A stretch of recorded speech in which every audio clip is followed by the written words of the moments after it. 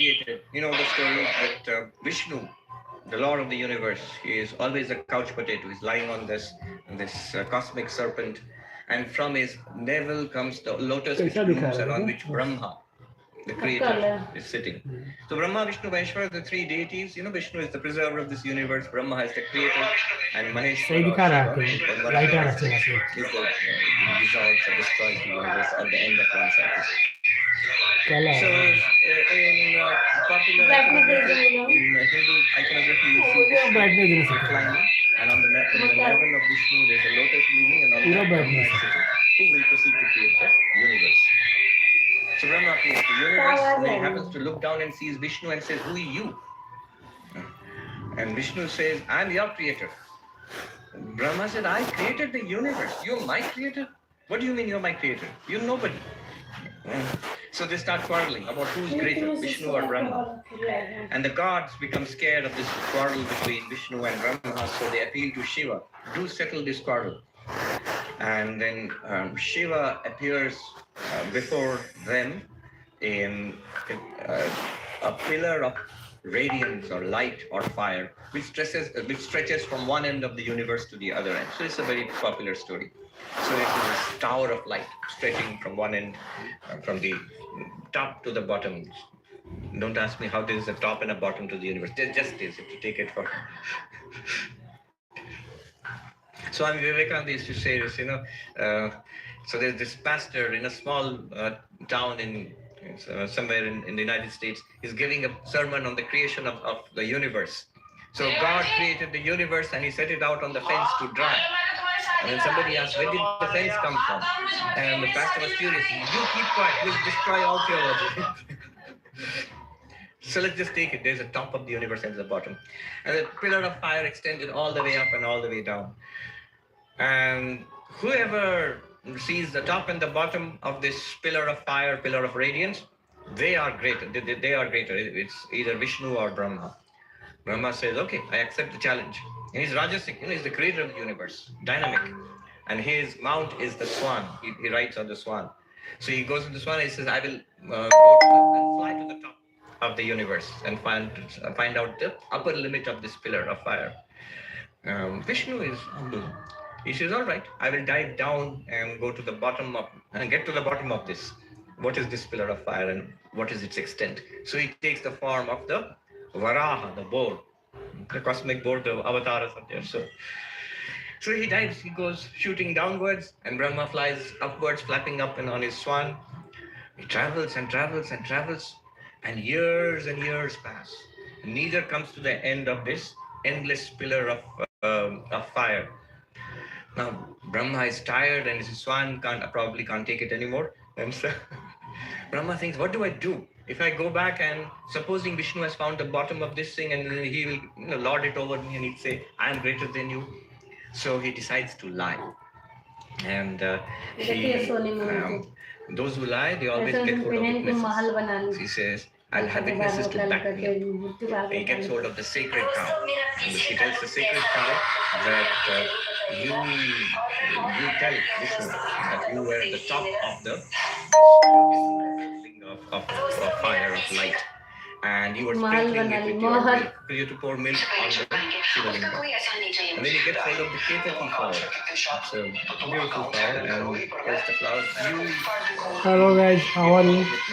That you are on top of the. I think you are doing great. Flowers on the Shivalinga, flowers, leaves. So where are you from? And water. So both of them say, "You can talk with me. You have any kind of problem, you can discuss with me." Vishnu comes back, and Brahma says, "Well, did you find the bottom? Did you get to the bottom of this?" Vishnu says, "I'm sorry, but I didn't. I couldn't find it." Please guys, like and subscribe my All channel. these years of traveling, and I couldn't get. If you have any kind of problem, you can share with me. I got to the top of it, and here are my witnesses. I am trying to resolve Making it. a big claim and immediately. Please like and subscribe my channel. Here are the witnesses. And the cow said, "Yes, I was at the top of the Jyotirlinga." And then the flower also said, "Yes, I was put on the top of this pillar of fire." And then Shiva, booming voice, comes and says, Oh Brahma, shame on you. Please You are subscribe my in charge of the channel. creation of the worlds, and you tell these lies. If you So have from any now kind on, of Vishnu problem, be you can worshipped discuss with me. as I am worshipped. But I'm nowhere trying to across the lands resolve will it. you be worshipped. There's only one who can kill Brahma, Pushkar is there. Otherwise, nobody worships me. And then he told the sacred cow that fie on you for lying. So from now on, you will lick dirt with your tongue. And the flower Ketaki, fie on you for lying. You will never be used for worship. In fact, it's true. The Ketaki flower is not supposed to be used for worship of Shiva or for worship of the gods. I checked. I asked ChatGPT.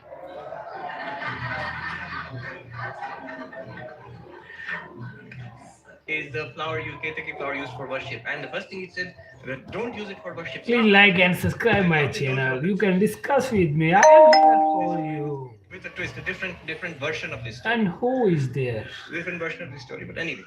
So even ChatGPT agrees you should not use the Ketaki flower for worship. In fact, this story about being unable, even Brahma and Vishnu being unable to find the limits of Shiva, Pushpadanta mentions it in this hymn. He says,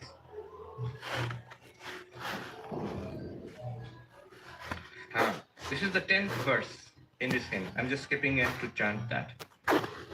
Tavaishvaryam yatnat yadupari virinchir hariradha parichetum yatav analamanalas skandhavapusha tato bhakti shraddha bharaguru grinadhyam girishayat swayam tasthetabhyam tava kimanuvrittir na phalati.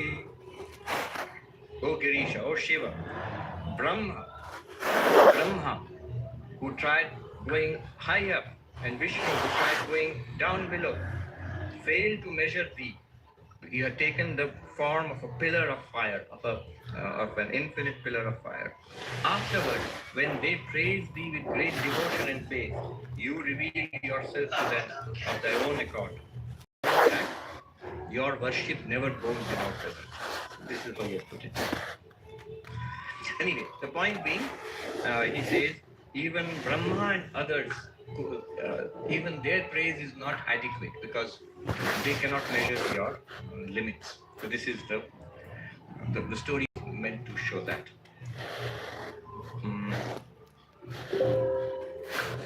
Another beautiful verse here, which says that if your qualities, the auspicious qualities are without end, and if the goddess of learning, Saraswati, were to write about your qualities, and if the whole world were its the scroll on which the goddess of learning writes, and if the blue mountain were powdered into ink, and the ocean were the ink pot, and the branch of the heavenly tree, Surataru, the tree in the heavens, the branch were her pen, the quill, even then she would not come to the, it would not be adequate to. Swami Vivekananda has quoted it once, more than once. Swami Turiyananda, you find he writes, he quotes this when he was asked to talk about Sri Ramakrishna. He says, he quotes this verse. It's a famous verse. Tadapi tava gunanam isha param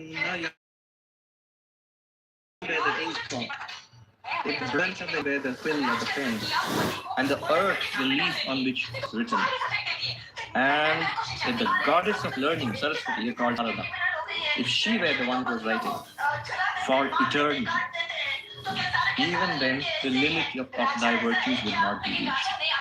So what to speak of my humble effort at praising you?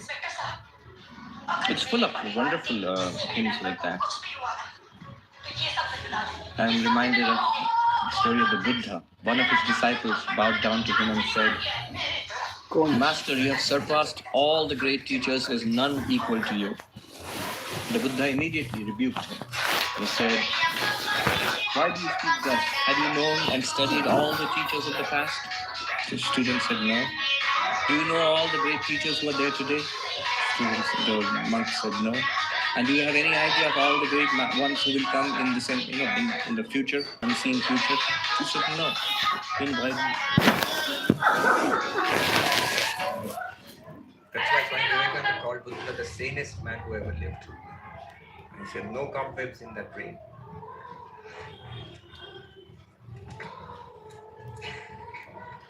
So it's full of humility and devotion.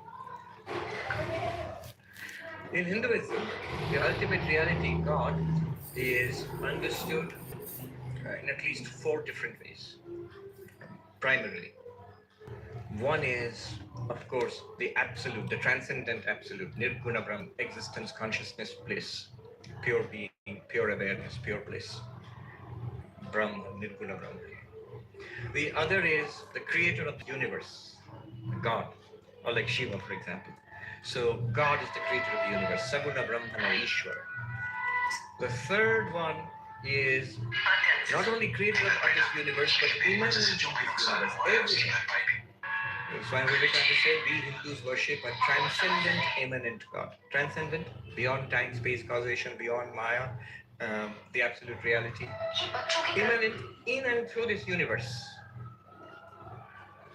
And the fourth one would be the avatara. So, Ishvara, Bhagavan, Saguna Brahma, God, the theistic God of religion, also comes as an incarnation. So, Hinduism is very big on incarnations. Mostly the incarnations of Vishnu, fewer incarnations of Shiva, but incarnation of God, basically incarnation of God, avatar. So four aspects.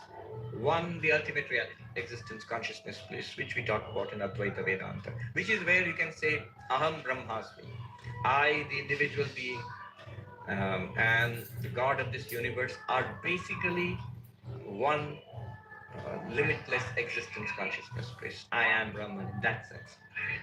Then the second one is Ishvara, Bhagavan, second. Third one is the immanent God in all beings, in this universe. The whole universe is divinized by the presence of God. And the fourth one is the avatar. There is a very beautiful verse about Rama. Jo Ram Dasharat ka beta. So Ram Jagat Pati. Soi Ram Ghat Ghat mein leta. So Ram सबसे न्यारा. हाय लाडली जी कैसी हैं? That Rama, who is the son of the king Dasharatha, his avatar, his incarnation, is worshipped as Ramachandra.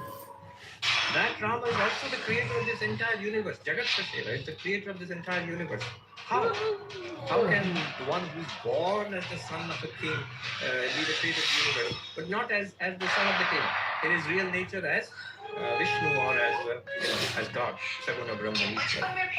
That Rama is also present in all his creation. One look at it, in every object in this universe, the divinity is present.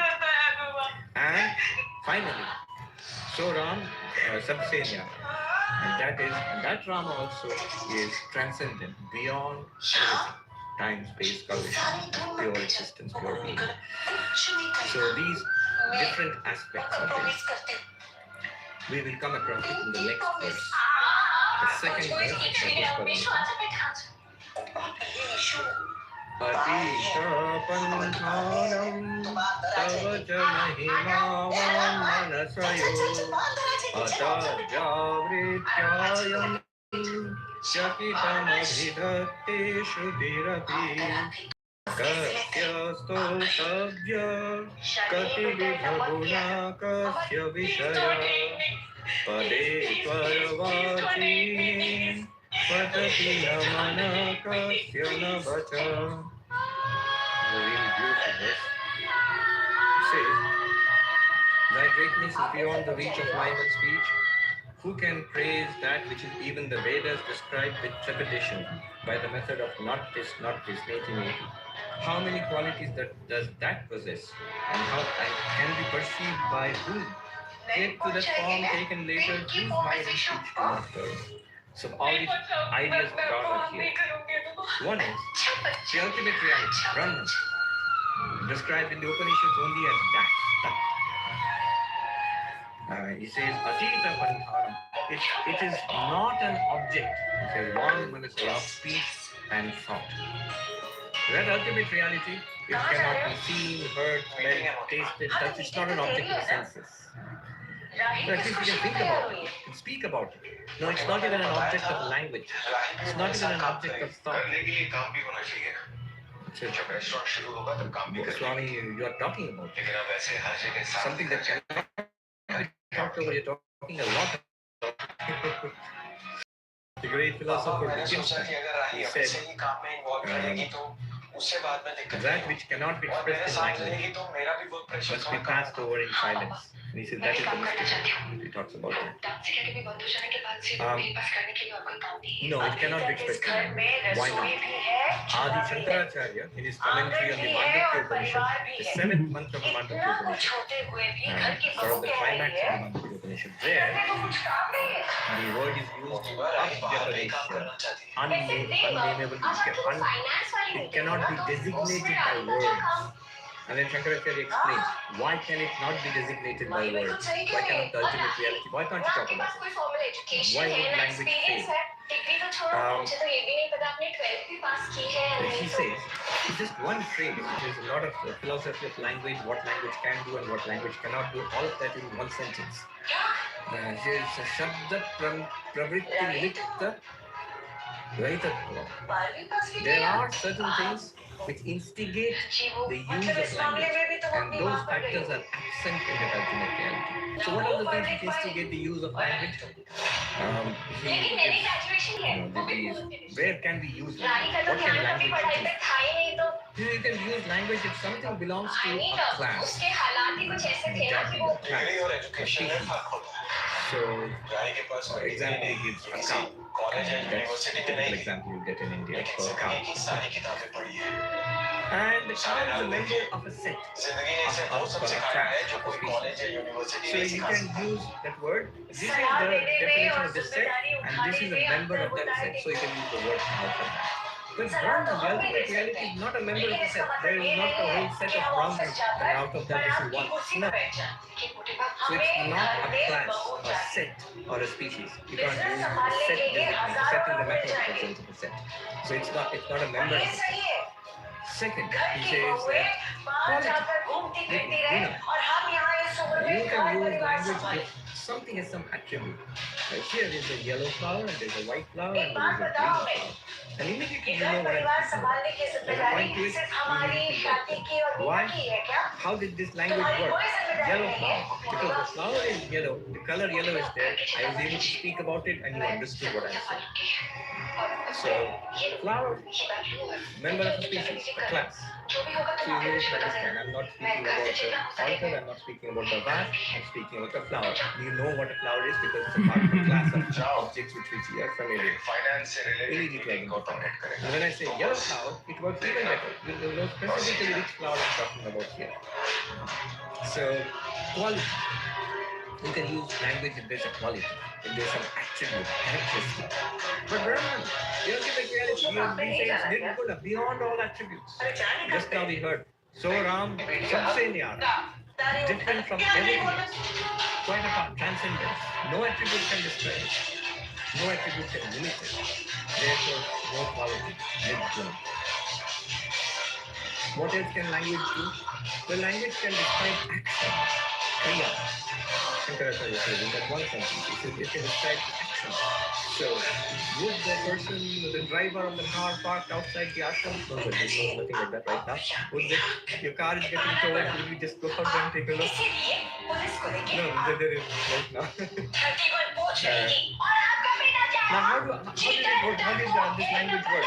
There is a driver, somebody who fulfills a particular function, an activity, and we understand what that activity is. So when I use the word driver of that car, you see, the word driver can designate an action, a person who's doing that action.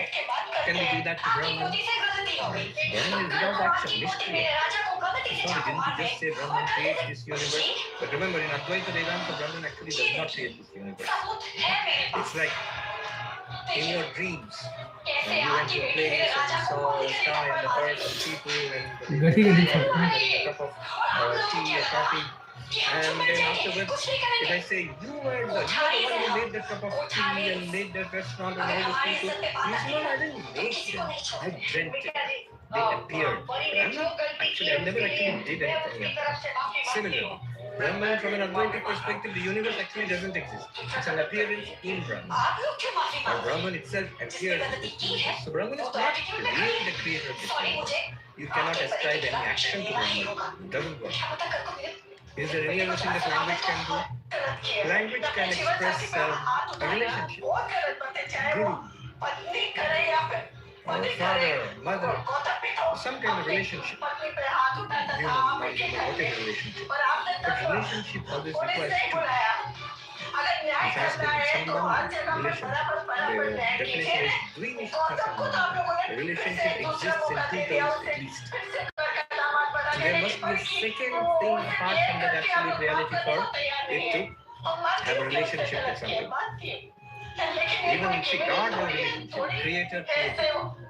But the absolute, by the very definition, the moment you say the second thing apart from the absolute, then the absolute, you don't understand the definition of the word absolute. There cannot be anything apart from the absolute. When there is no longer it's non-dual. Non-dual literally means no second. If there is no second, what relationship is possible? So relationship also won't work. Language cannot express Brahman because there is no relationship. But there is one last fling that language can take in an attempt to express Brahman. What is that last attempt? It's called designation. In Sanskrit, rule, conventional designation. It's a fancy word for saying naming. So when you name a baby, Mary, or Sita, or Ram, something, how does that work? It has no particular, it's not designating a class, a quality, or an action, or relationship. It's just a name. From now on, this baby is called, say, Ram, or something. How does it work? You have to point the baby out, point the person out. This person is named such and such. Then only naming the word. If you just say, that person is Ram. You ask, which person, who are you talking about? Point the person. You say, I can't. Then the naming didn't work. So you can't say, for example, let's just call it Brahman, Atman, God. What are we talking about? I can't point it out. Then nobody understood what you're talking about. So all of these, the 5 ways in which language functions, jati, class, or set or species, guna, quality, kriya, action, and then there is sambandha, relationship, or conventional designation, meaning, ruling. None of them apply to this, and hence it says language doesn't work. All of that just says it in a one-word word.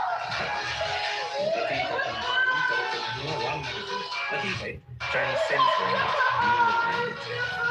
You cannot objectify this thought. I'm not thinking about Atman now. So whatever you're thinking about, it's not the Atman. It's not Brahman. Brahman is however there. Because of that, you're able to see. The Keno Upanishad says, Kene shitam patati preshitam mana kena prana pratama prayeti yukta. आजकल की लड़कियां लड़कों को कैसे कैसे choose कर कोई राजा पर एक गुस्से में तुम्हें हर्ट कर सकती है तो तुमसे बदला लेने के लिए कुछ नहीं कर सकती और कुछ नहीं कर सकती इसके लिए मैं शाह हाउस में police invited everyone except Shiva. This was not just a social slight, it was a cosmic insult. Sati, hurt and angry, decided to attend, not to protest, just to be there, maybe to remind her father that love is not a political arrangement, maybe to defend her husband's name. But when she arrived, the air was thick with mockery. Shiva's name was dragged through dust, and Daksha, in all his pride, welcomed his father. But as he disappointed, heartbroken,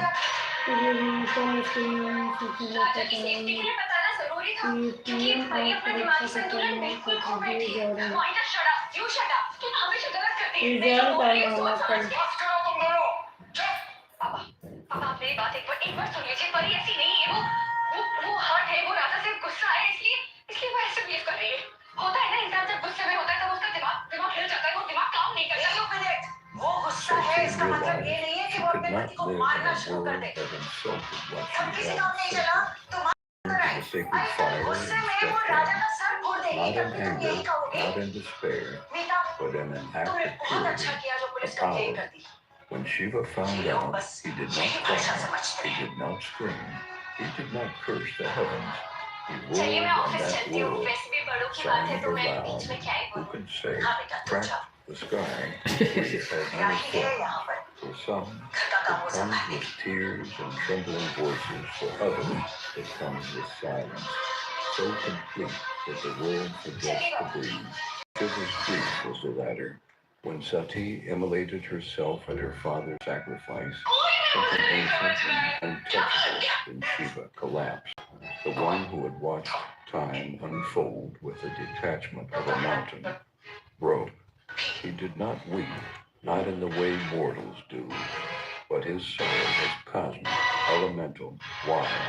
He lifted her burnt body from the flames, cradling her in arms that had held nothing but air for millennia. He did not speak. He did not look at anyone. He walked through valleys, across rivers, over mountaintops, through rain, through sunlight, through snow. The earth tried to follow, but even she could not keep pace with his pain. Wherever he walked and sat his body, the very laws of nature faltered. Trees shed their leaves in mourning. Animals stopped mating. Fire grew cold. Water still. The planets, confused, slowed in their orbit. Time hesitated. Creation whispered to itself, what happens when the destroyer cannot let go? The gods, terrified, approached Vishnu. The problem solver. Vishnu knew that Shiva could not be stopped.